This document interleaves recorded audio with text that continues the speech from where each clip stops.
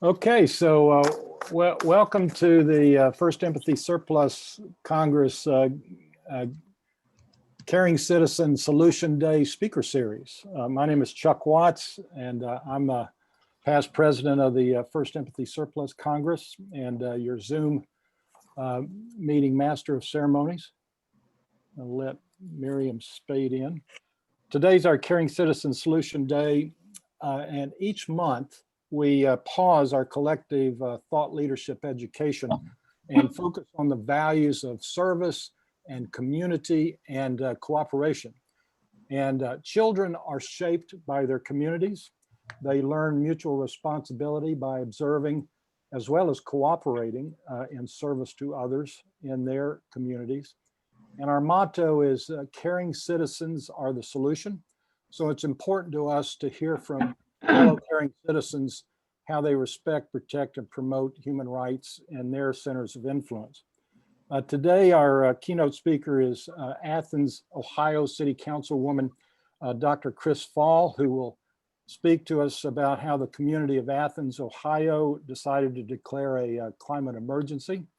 But before I introduce her, I'm pleased to announce that we'll be installing our new president, Anna Bruffey from Virginia Beach, Virginia, and inducting a new member, Greg Kennedy, Painesville, Ohio. And before we continue, I want to ask our, let's see here, let me let these people in. I'm going to ask Kathleen Caffrey from Dayton, our secretary, to lead us in some introductions of who's actually here. And take it away, Kathleen. We have a number of individuals here today. We are pleased to have Dr. Sylvia.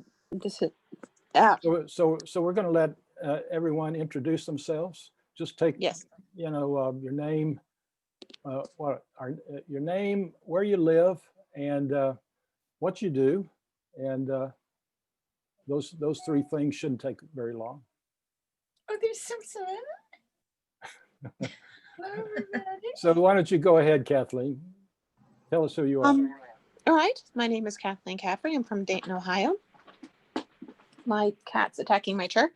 I am an activist, a project manager, a absolute bookworm. I work with progressive groups and efforts in the area. And I am here because I want the world to be a better place. Awesome. So Abir, why don't you go next? So hi, I'm Abir Sassi from Tunisia.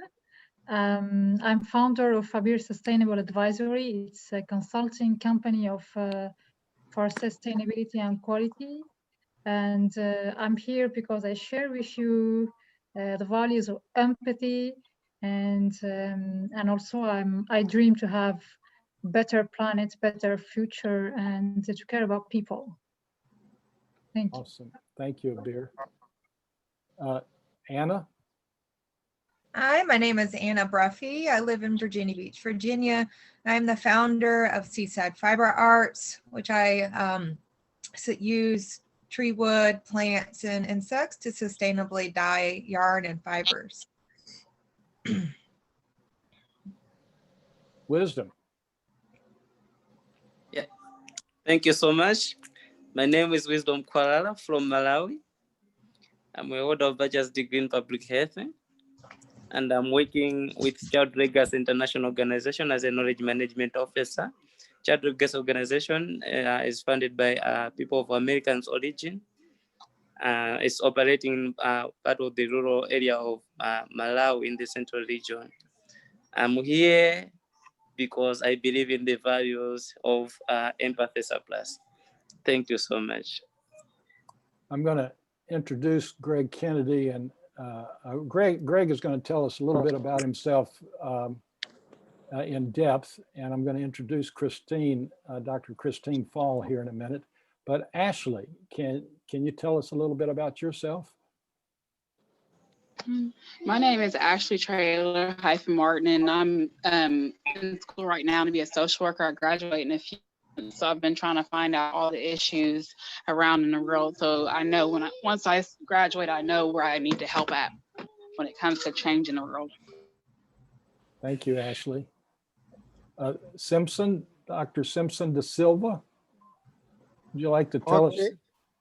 Yeah, I'm Simpson da Silva, former Minister of Agriculture in Guyana. Also former principal of Chad Science Academy in the United States of America, founder of Healthy Food Caribbean, and an advocate for the UN Sustainable Development Goals. I've done advocacy work throughout Latin America and the Caribbean, and some work in North America. I'm here because I'm very concerned about the healthy ecosystem, healthy planet, healthy people, and for the prosperity of all, respecting the rights of all. Thank you. Thank you, Simpson. Christina's at work, and she lives in Sabina, Ohio, with her husband Jeff. She's an alumni of Southern State Community College and Wilmington College, and I'm really glad you connected with us, Christina. And Miriam, want to tell us a little bit about? Oh, Christina, you want to introduce yourself a little more than that? Yeah, I can do that for just a moment. I'm from Sabina, Ohio, and you already, talked about my education. I do now work for Southern State Community College. I am a test proctor in the testing center, and then I also work in the IT department in tech support. And you're staying safe. I see you're at work with your mask on. Good for you. Yeah, so I'll give him a little peek. Thank you very much. You're welcome. Miriam, you want to tell us a little bit about yourself? Sure. Miriam Spate. I live in Wilmington, Ohio, on a farm 2 miles west of Wilmington. My husband and I have farmed we've been married 40 years almost. So, and he was farming before that. So, and I am a Quaker pastor, and I'm here because of the lack of empathy that I see in governance and social relationships, and the lack of empathy for the planet and Mother Earth. Thank you, Miriam. And Anita, you were having a little technical difficulty. I'm glad you're here. We've got a couple of Anitas on the screen. One of them is probably something else, but we know you're here. Okay. Okay. And that's a good thing. And before you introduce yourself, let me just ask you a quick question. Did you get our talking points? Did you get our? No. Okay, so no, I'm gonna fill in for you. So okay. So tell us about yourself, Anita. Okay, I live in Bellbrook, Ohio. I've been a nurse for over 40 years. I still keep my license up, but now, and I've been a farmer for 34 years, and I love to travel and meet other people, and so. But my main thing in supporting human rights through WASH, water, sanitation, hygiene, but everything about human rights and everything about promoting effective government and mutual responsibility and taking care of other people. That's awesome. Thank you. I'm Chuck Watts. I'm retired from the Episcopal Church and also from Edward Jones. I founded the Empathy Surplus campaign back in 2009, and then this year we converted over, thanks to the help of Miriam and Anita, over to a 501c3, now the Empathy Surplus Project. And this gathering is one of our communities of practice, Empathy Surplus Congress. And I was inspired by Dr. George Lakoff and was fortunate to serve on his advisory board from 2005 to 2008 with the Rockridge Institute, Rockridge Nation online community. So we're trying to carry on that tradition. I'm going to ask Miriam and Kathleen to join me, and we're going to share briefly why caring thought leadership training is so important, and to lead the installation of Anna Bruffey as our new president. So Miriam, you want to lead us off there? Okay, so I've got it on my phone, right? Yeah. Oh, okay. So our first Empathy Surplus Congress is a member organization of the Empathy Surplus Project, a 501c3 collective education organization. We focus on caring thought leadership training.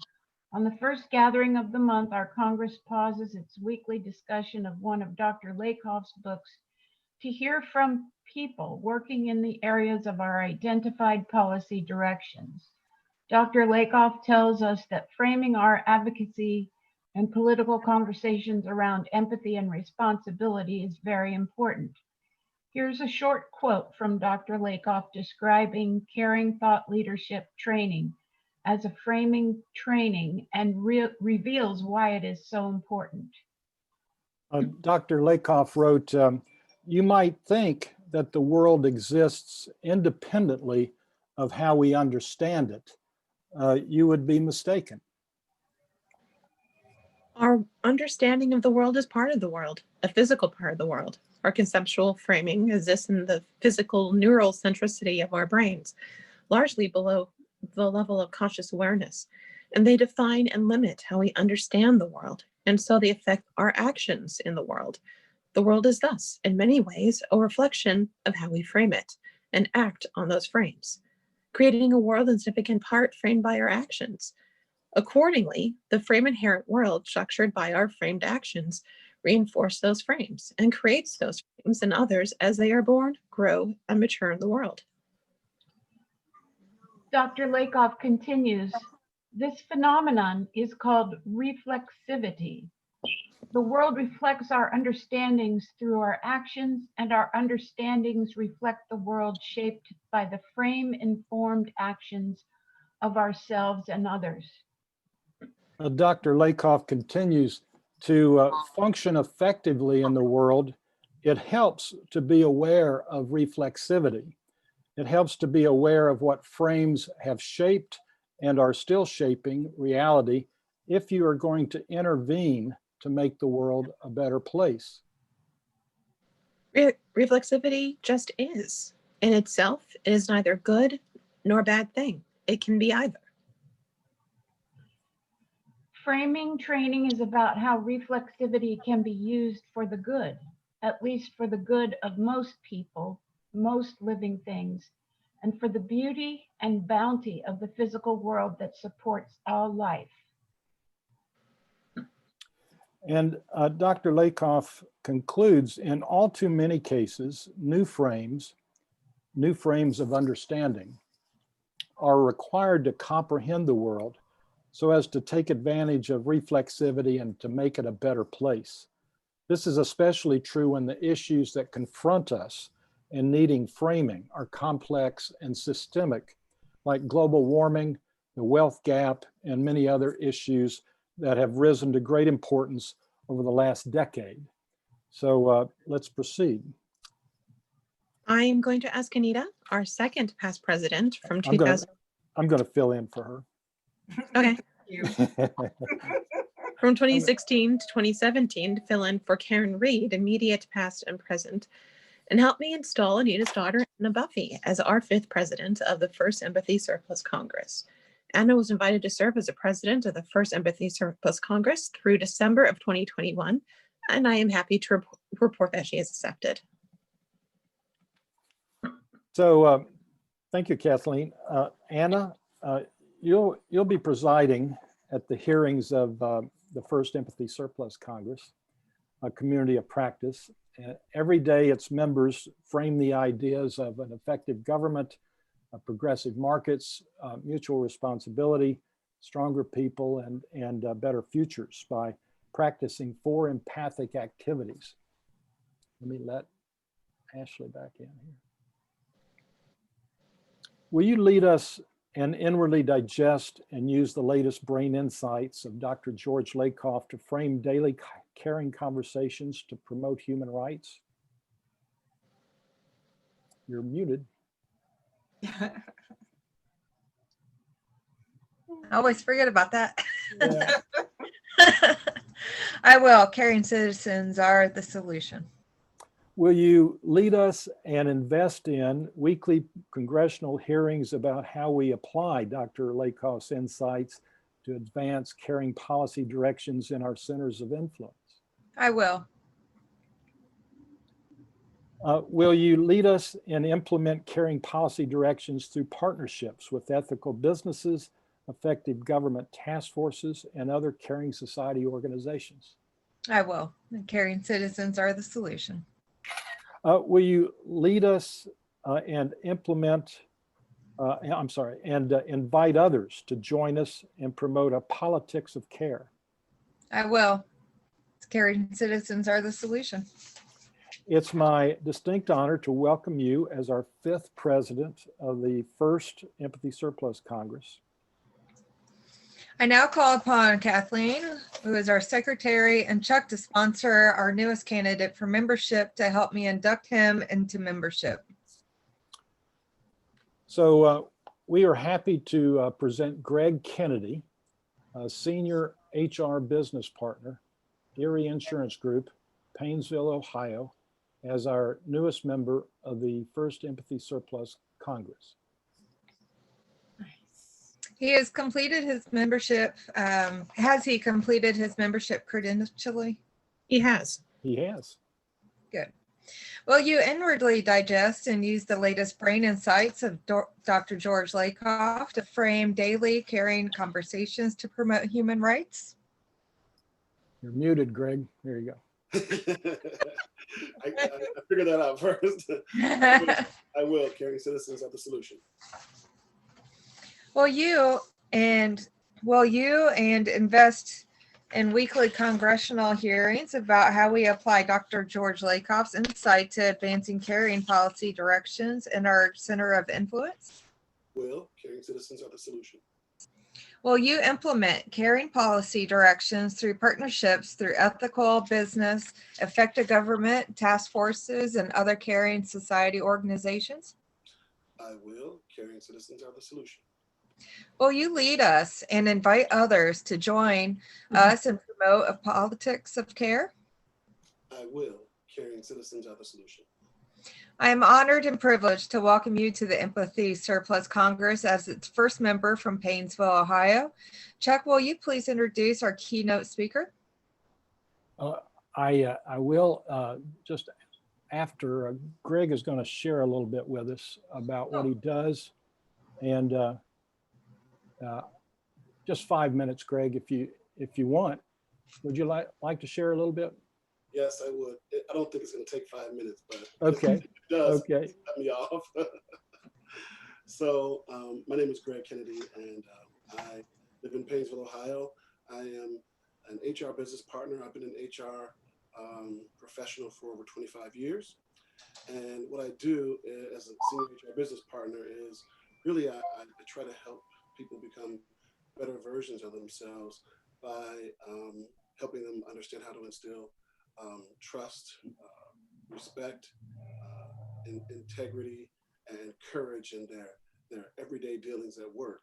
And I drive the business processes of performance management, succession planning, and a few other HR things that I do, which I won't go into detail because it's just work. So, but what I really enjoy doing, and what really drove me to want to be a part of this Congress, is I also do business coaching, which tends to lead into a little bit of life coaching. But what I do there is I utilize a lot of aspects of positive psychology and emotional intelligence to try to drive home some of the things that I want people to learn and take away from, the journey that we're having together. I ran across someone that Chuck knows as well, Jackie H.O. I went to one of her presentations at another organization I'm a member of, which is the International Coaching Federation. And I became enamored with her understanding of empathy. And so in my conversations on LinkedIn, I kind of inadvertently ran into Chuck. and so that's the reason that I'm here, because the things that I do in coaching strongly align with what the Empathy Surplus Project is aligned with. So that's really what brought me to be here with you all today. So I really appreciate you all having me as well. Thanks so much, Greg. So now, before I introduce Dr. Chris Fahl, I want to remind everyone why climate survival is so important to us. Members of the First Empathy Surplus Congress are aware that our parent organization, Empathy Surplus Project, has been a member of the United Nations Global Compact since 2014. In addition to our own mission, that UN commitment to partner has us committed to promote human rights through 10 principles focused on human rights, living, work, and leisure, and anti-corruption of government for the sake of climate survival. And our Human Rights Pocketbook venture helps link our work for climate survival to the existing US human rights crisis and the need for more empathy in government at all levels. Dr. Chris Fahl has served on the Athens, Ohio City Council since 2010 and led the effort for Athens to become the first municipality in Ohio to declare a climate emergency. She's inspired by Dr. Jane Goodall and has a PhD in conservation biology with an emphasis on planning.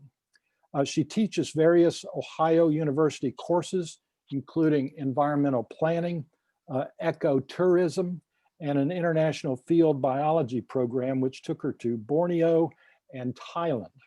On the Athens City Council, Dr. Fahl serves as chair of the Planning and Development Committee.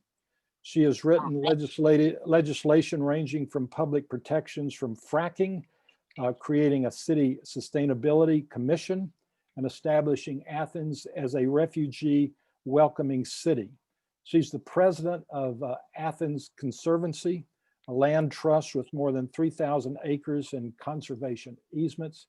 Dr. Fahl, I'll give you a heads up at 10 minutes before an hour in case you want to entertain questions, and we adjourn at 3. Please help me welcome Dr. Chris Fahl.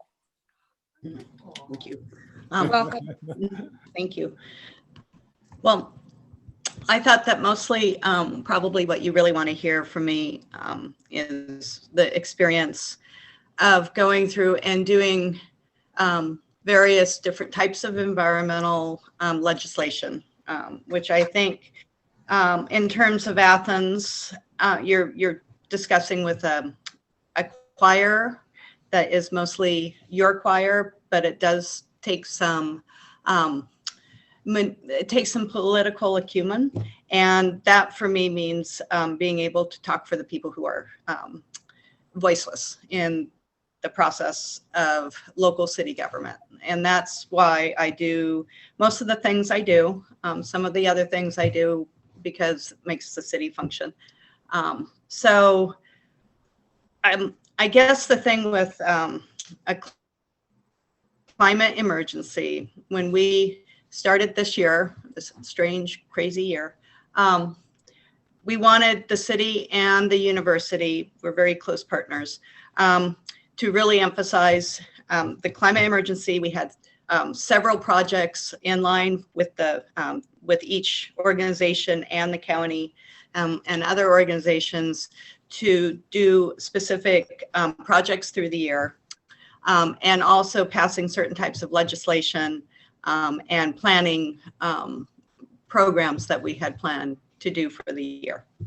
So that was great until March when everything blew up. So we've had to adapt that and do smaller programs. We were going from doing a community-wide tree planting with hopefully more than 5,000 trees through the city, to other projects that are much more COVID friendly and stuff. But through the whole thing, because of the importance of people who don't have a strong voice locally, it's been very putting the ideas behind the climate emergency into everything we've been doing. The declaration of systemic racism as a health issue, as a national health issue and a health crisis that has to do also with environmental and climate crisis, and they go together, and you can't talk about one without the other, because those are the sort of things that hit people who have already issues with systemic racism or poverty, are the ones who are going to be most impacted by climate change. And so it's a way of instilling all our work on climate on the city council with that urgency, with the emergency part, to make it much more holistic out of what we do and what the city does. So it's kind of the thought behind some of it. I think that it's been the community is very supportive of that. We have a very supportive community when it comes to those sort of initiatives. And it's now, it's been changing because of COVID, but it's been also institutionalized. So, but I was thinking more that you probably would rather ask me questions, because all of you have different background, and I'm interested in seeing how my experience with working with a very broad group of citizens at the local level meshes with what you do, and how I can become a better ally and in my work to be able to become better with the overall crisis that we are having with climate and racism and those sort of things. So ask away. So was the climate mobilization organization a part of your? You showed up on their website. That's how I found you. How did they, if any, figure into your wanting Athens to declare their climate emergency? I probably looked at I didn't really work with them. The climate emergency came more out of me sitting around actually with my kids, talking about how we can make concrete action into, words into action. And I'm like, well, it's like an emergency. And so it's like, well, we should have an emergency crisis declaration. And so it kind of, it went from there. And when I'm pretty much, I guess on council, I'm now council pro tem, which, so I've been there a long time, and I write most of the resolutions when it comes to action or activism, with between having refugee issues or our thing with climate change, some of the other issues against fracking and supportive of other statewide initiatives. Those are the sort of resolutions that I bring forward to council. I don't know why. I just do. So it goes on all that whole thing with the city council and the other things that we're trying to do as a whole city.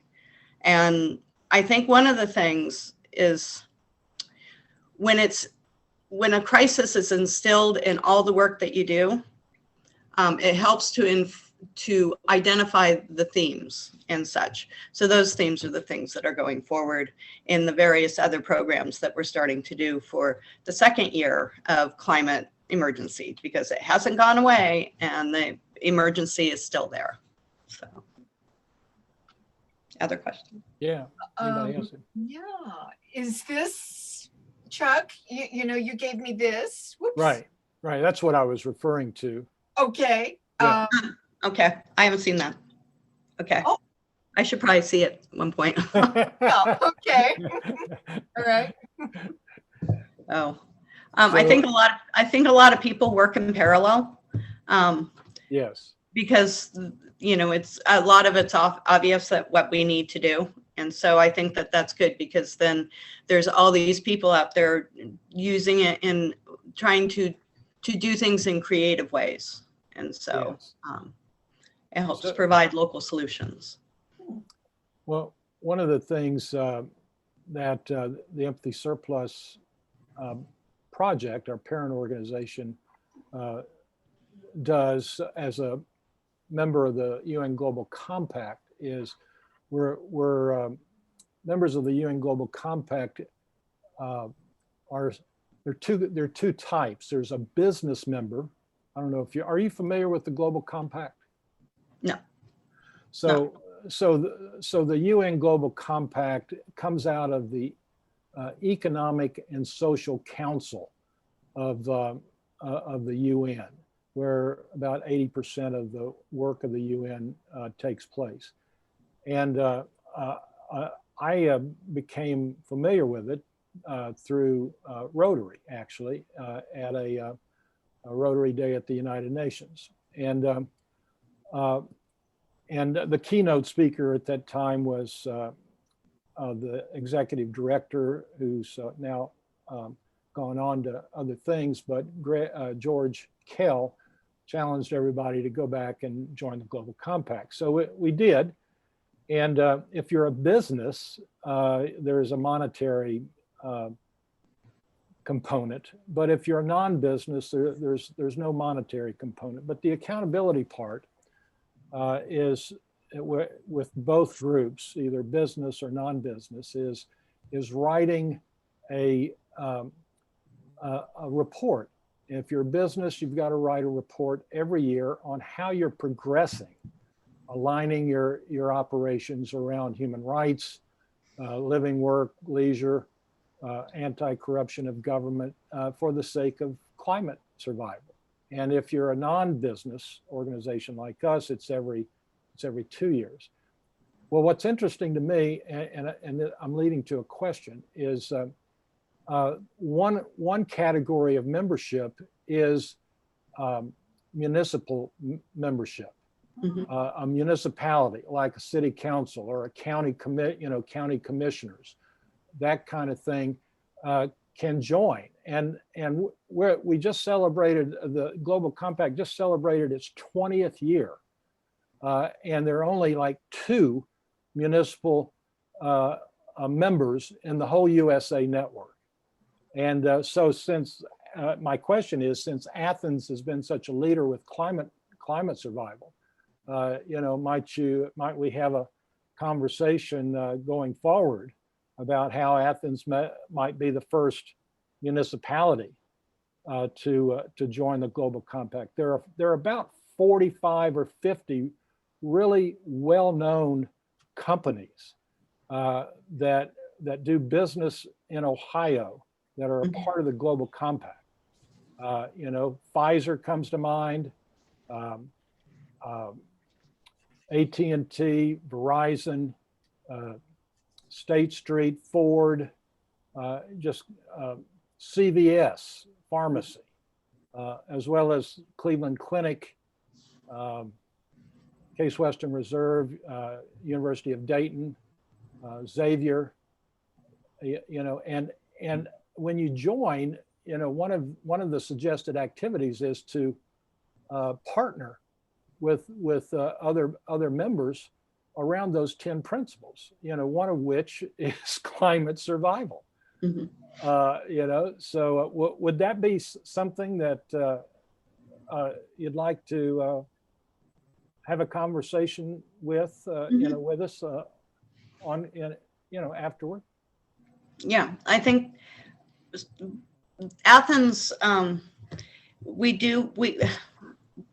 I guess we tend to push the envelope, but part of that is people come and bring things to us, citizens saying we should do this. And so I think that that is one reason, because our citizens are very active. We have very active citizens. So this would be something to put, you know, and to be an educational resource, because that's one of the other things that we try to do in council is when we join things, or when we have resolutions, or through the legislative process, we try to make it more educational than anything, because our newspaper and everything down here is just almost non-existent. So we try to keep people apprised of what we actually do instead of what other people say we do. So that's always an issue.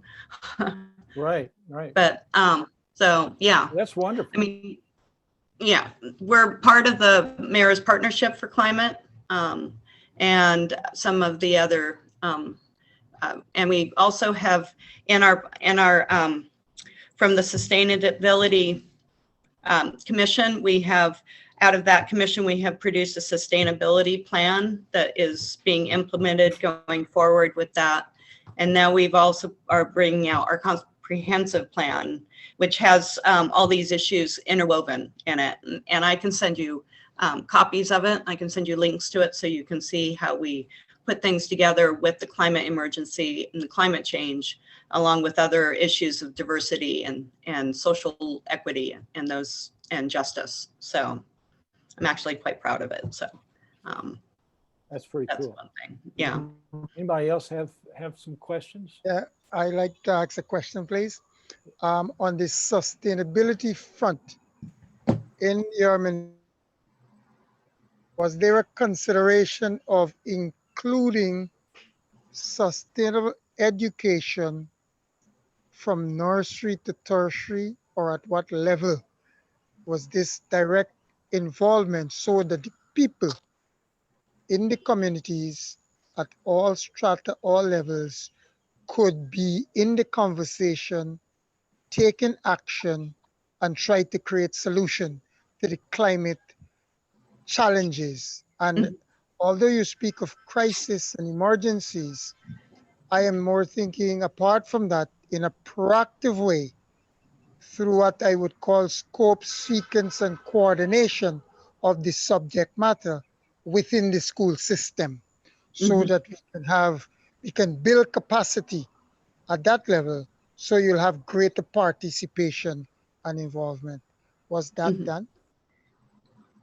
Our planning process, the Athens is somewhat different than when you think of Ohio, you think of more corn and flatter. I didn't grow up in Ohio, and so it's kind of how I saw it before I came here. It's very, very rural. It is an area that has a history of boom and bust extractive resource history of coal and then natural gas, and now fracking and charcoal making and all those things. And so it's a very poor, it's the poorest county in Ohio. And then you have Athens and Ohio University, which has 21,000 students. And so we're the core, we're the beating heart of the whole economy of the whole county. So when we make decisions, even though the people in the county are not per se my constituents, because they don't vote for me, everything we do in the city, we think of the larger community. When we've been expanding our little bus system, we go now out at least once an hour to the outer lying areas, so people can come into the city to be able to go to the court or to the doctor or to their jobs. And we did that because that's how everybody is risen. They have access to free buses to be able to communicate, to get away from not maybe having a car. And so those sort of things are instilled in almost everything we do at the city level. from administration to what I do. When we planned our pool, we welcome voices from the whole area because the whole area would be using it. So those sort of things is how, when you get comments and when you do public participation, and we try to be very fun and funky. So we get a lot of really different types of groups that are being able to come in. We do stuff with the schools. And when the plans come out, there's always, the next step is then we start implementing them. And they're always implemented at various levels. And we have worked together with the school district and with some of our other nonprofit partners to do things like grow community gardens on the school building, doing some pit gardens with some of the students and those sort of things. So that's the community food initiative, helps us do that with those populations. So it's always instilled that larger social justice, because as a community, in order to be able to be resilient with the coming emergency, the coming chaos, climate chaos that is going to be occurring, you have to have a resilient population. You have to have people who have strong community bonds to help each other out, and that we have ways to help people. We've tried to look at things in a holistic way. We have a very, very strong local foods area, the local food community that's now looking at agricultural and agrarian reform to try to protect some of the areas that are really good for farming right now, but aren't farmed because of population decreases, so that people who are refugees from other areas who are farmers can come in and be able to farm like they have always been able to. And we will be able to have a resilient local food source and industry, a whole ecosystem. And so that colors everything the city does, this holistic sustainability push. We don't always do it right, but that's like our marching orders. So that's kind of how we try to put all the pieces together.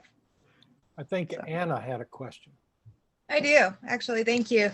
Can you speak a little bit more on the ecotourism? I am currently working with Sarama in Guyana, and we're trying to get them to be able to have some more income amongst their community. The women already have a small business that they're trying to develop. And like I said, Sarama is an ecotourism destination. So people go there and completely unplug, or for the most part. And so by promoting a small business with the women, helping it develop, and because I am in the fiber arts community, I did find a new product that they would be able to make down there out of actually palm leaves. They can create a palm leaf fiber. And so by this way, they can cater to the incoming tourists and et cetera. Is there anything that you would be able to tell me on the ecotourism? I think, well, some of the projects that we visited, before we took, most of our classes were field biology classes. Okay. So we would always do some kind of in-service training. Like in Borneo, we did an in-service training for park rangers on the 10 commandments of being a good ecotourism destination, sort of thing. But there are also some places we went over to Ghana to see whether we wanted to take students over. And there were several projects there that were using fibers and women cooperatives that were very, very successful. And I can look those up, and you just send me your email and I can see whether I can get those and find those and put you together with those. So mostly my experience with ecotourism is well, teaching, but also looking at it from a biological point of view of how do you make sure that you have baselines and those sort of things to make sure that you're not doing damage at the same time trying to do good sort of thing. Correct. With the natural dye process that I have, which I'm obviously trying to share, and we're teaching each other at the same time, which is fantastic. It's great to exchange knowledge, especially when we're reintroducing, so to speak, already existing tradition that was kind of weeded out.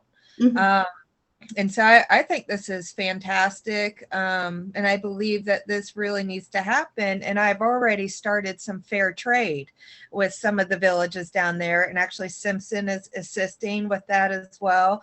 And because a lot of their crafts are endemic, to Guyana, beautiful bowls, the beaded necklaces, and etc. So just trying to help the Amerindians. This is actually work with the Iracama rainforest.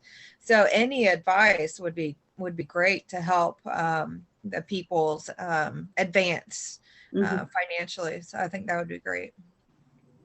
It is. So we got about 15 minutes. Great conversation here. Just wondering if Ashley or Anita or Wisdom, Miriam, Greg, Abir, Kathleen, got questions? I have a quick one. Chuck, I keep forwarding to you a request from the U.S. State Department that they'll give grant money for big projects supporting human rights. And after this conversation, I'm wondering if supporting human rights for through the model of resiliency and the ecotourism, that maybe we could form kind of like a coalition here and go after some of that big money from the State Department that would help push all of our projects forward. That's thinking big. Well, that's what we do. That's why we're here. I actually do have experience working with federal grants if you want to pursue that. Oh, good. Yeah. Sure. I think when talking about local capacity building, which is really what these projects are about, is building local networking, wisdom sharing, and capacity for people to be able to market or to advertise or to get people coming, those sort of things. Is some of the projects that have been done actually in my neck of the woods with like Rural Action, which is this group that does amazing things. One thing that we have as environmental heritage is all the coal mining that was done long time ago. It has all this mine drainage, this acid mine drainage that bubbles up that makes some of our streams very strange colors. And it's been a problem. It's very hard to get rid of. The mediation is expensive. And so Rural Action, who does stuff in like 18 or 19 counties, was thinking, how could they use a lemon to make lemonade? And they went and they partnered with the Ohio University. And now they're using certain of the precipitate that comes out of these horrible mine acid drainages to make paint pigment.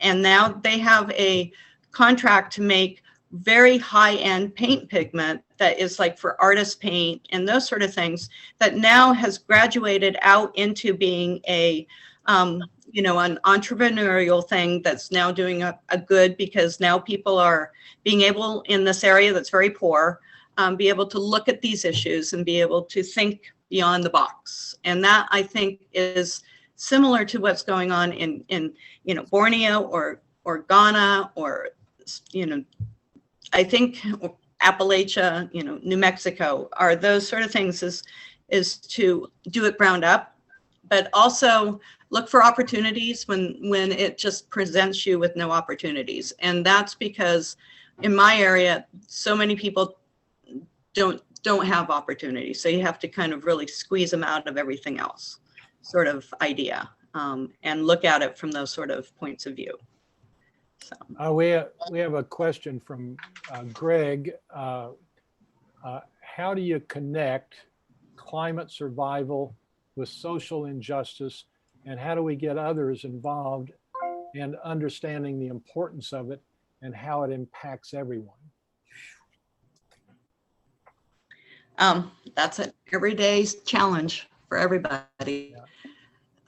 What we try to do from the very beginning when we do our planning process, that's when we start connecting, because that planning process is the introduction. You know, if somebody just moved to Athens or somebody just came in from someplace, that's their introduction. You know, when we do a group meeting or a Zoom call.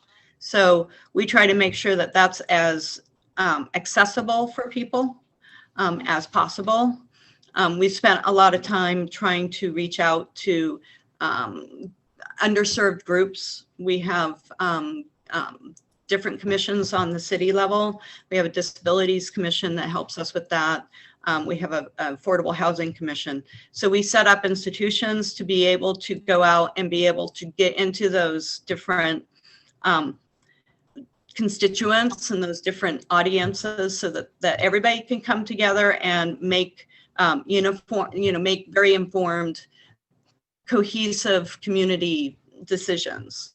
And that for Athens, it works really well. People say Athens City Council is super duper boring to watch because we don't scream at each other. We pass. It's very rare that things come up for a vote if they haven't been through like consensus. We're very consensus oriented sort of decision-making process at city council level, and a lot of other of the commissions and that, using the consensus methods and stuff. So those are the ways that I think that we try to reach out to these groups. Our biggest group that we have difficulty reaching out to is students, you know, both from a constituent point of view, because they don't feel very empowered to talk to me as their city council person, or try to get them energized to do things with us. And so that's always a challenge for us, because there's 21,000 students and 7,000 non-students in our city. So we're very different. Speaking of students, Ashley from Sinclair, I think you said, Ashley, has a question. How can we do our part to help with the climate change issues around the world on a big scale? What about hosting a Zoom meeting with local colleges? A lot of groups are doing that. I know that the Sierra Club, the Student Sierra Club, is very active here at OU. Well, nothing's active right now. They try to be active, but it's very difficult for them. I think that working with established students, OU has been working on a disinvest in coal, those sort of different campaigns. There's a lot of competition among colleges in the Midwest for like how much you can recycle and all those sort of things.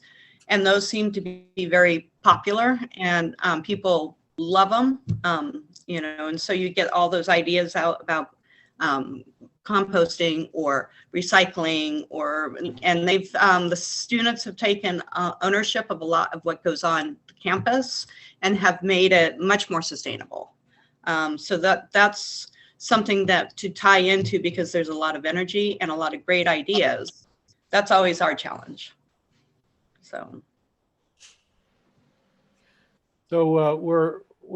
we got time for probably one or two quick questions. Anita? I had a possible connection, not so much a question.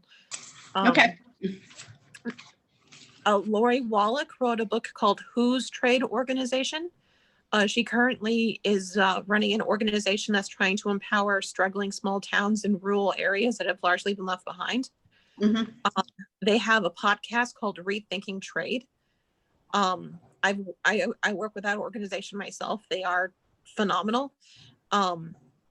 So I'm not going to say they're a silver bullet, but as far as connections and resources goes, they're a great resource. That's great, because one of the things that Rural Action does is entrepreneurial training and those sort of things. And that would be like be the perfect fit for those sort of issues that they're dealing with. So thank you. Yeah. Plus it's a great book. So, read the book too. Whose trade organization is it? I like the play on the World Trade. Right. Lori Wallach, the book was like a #1 top seller for a while, so you can find it easily. Yeah. It's called Whose Trade Organization. I like that. The older editions are cheaper, but she updates it every about 5 years or so just to keep up with current things. The podcast is called Rethinking Trade. It's wherever you like to find your podcast. It's pretty much everywhere. And the organization itself is actually active in our area, in Wisconsin and Ohio and Indiana and Kentucky. And they're trying to bring back what they call the Rust Belt, because we had a lot of really fantastic cities in this part of the country. And then, trade law changed and NATO and NAFTA happened and all these other things. And they're trying to address those laws and try to bring manufacturing back to the U.S. Real quick, does OU have a model UN program? Our high school does. Oh, the high school. Yeah, I know the high school does. I'm not sure at OU if they do. Okay. Yeah. Ashley is chatting and says the Poor People's Campaign as well has a weekly meeting on climate change and all of the social issues going on around the world. So any other? Kathleen, Chris, I can't thank you enough for spending some time with us. This has been great, and if you can share your mailing address, send me an email with your mailing address. I want to give you a copy of this illustrated Universal Declaration of Human Rights that we have put together, and let you know what we're doing here, and I'm sure that we've got people here that will reach out to you for further. I know I will to connect and network. So could you post or send out her contact information for that purpose? Sure. Yes. Sure. And I'm very interested in pursuing a lot of this. This is how we get things done, is that, this people to people thing. That's right. That's right. So I'm going to pull up our sort of our closing here. And those of you that want to participate in this closing, feel free. This is something that we came up with and that we do to close our weekly meetings. So I'm putting it up on our screen, and hope you can see it. This is called our Caring Citizen Declaration to Promote a Caring Body Politic. So I am a caring citizen. I occupy compassion. I hear highly resolved that this nation, under God, and have a new birth of freedom. The government of the people, by the people, for the people, shall not perish from the earth. I'm a person with human rights. I care for my own safety and happiness and that of others. I am the solution to expanding life, liberty, and the pursuit of happiness. And for the support of this declaration, joining caring citizens known and unknown, we mutually pledge to each other our fortunes and our sacred honor. So again, it's been great, and thank you so much, Chris, Dr. Fahl, and thank you all to everybody who joined us today. Have a great rest of the week. Great. Thank you. Bye-bye. Thank you so much. Thank you. Thank you. Y'all have a good day.